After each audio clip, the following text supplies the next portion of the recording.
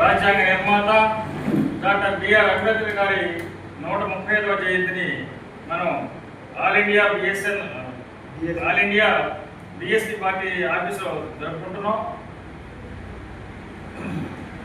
Doctor BR Ambedkar గారు అనేక కష్ట నష్టాలకి, అనేక అవహేళనకి గురి ప్రపంచ మేధావిగా ఎదిగాడు.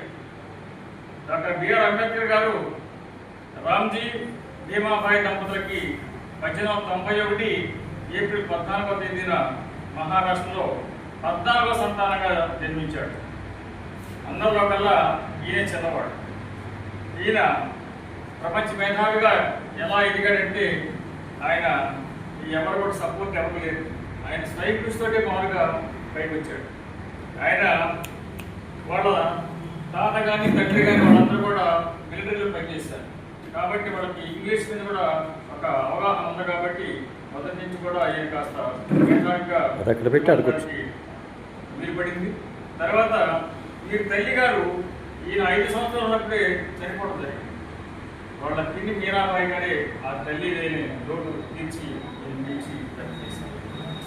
ఈయన స్కూల్కి వెళ్ళినప్పుడు అప్పట్లో పరిస్థితి ఎలా ఉన్నాయంటే మాట్లాడితే మైలబడిద్ది అన్నట్టుగా, నడిస్తే మన పాతపోతలో పడితే మైలబడిద్ది అని చెప్పినట్టుగా, మనం తాకితే వాడు మైలబడిపోతారని చెప్పినట్టుగా అస్పృశ్యత అనేది చాలా ఘోరంగా ఉండేది. చాలా దళితుల్ని చాలా నీచంగా చూసేవాడు. ఊరికి వెలుపల ఉంచేసేవాడు. వాళ్ళ అభివృద్ధిని మామూలుగా కాంక్షించేవాడు కాదు.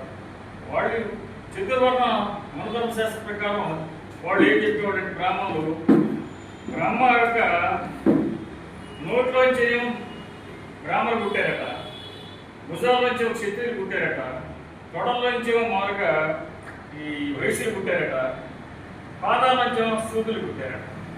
ఈ విధంగా చెప్పేసి అందరికన్నా కూడా మీరు తక్కువ వాళ్ళని చెప్పి తక్కువ పరిస్థితులు చెప్పని మామూలుగా నీచంగా ఉంచుతూ వాళ్ళని తెల్లగుడ్డలు వేసుకొని ఇచ్చేవాడు కాదు, బంగారు ఆభరణం ధరించేవాడు కాదు, ఆస్తులు సంపాదించుకొని ఇచ్చేవాడు కాదు, నాగరికంగా ఉండించేవాడు కాదు.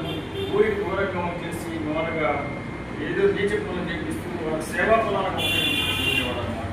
అలాంటి పరిస్థితుల్లో డాక్టర్ బిఆర్ అంబేద్కర్ గారు చిన్నప్పుడు స్కూల్కి పెడితే ఆయన దూరంగా కూర్చోబెట్టేవాడు. మిగతా స్టూడెంట్స్తో కూడా కలిపి కూర్చోబెట్టేవాడు కాదు. దూరంగా కూర్చోబెట్టి పట్టేసి అది దూరంగా కూర్చోబెట్టేవాడు.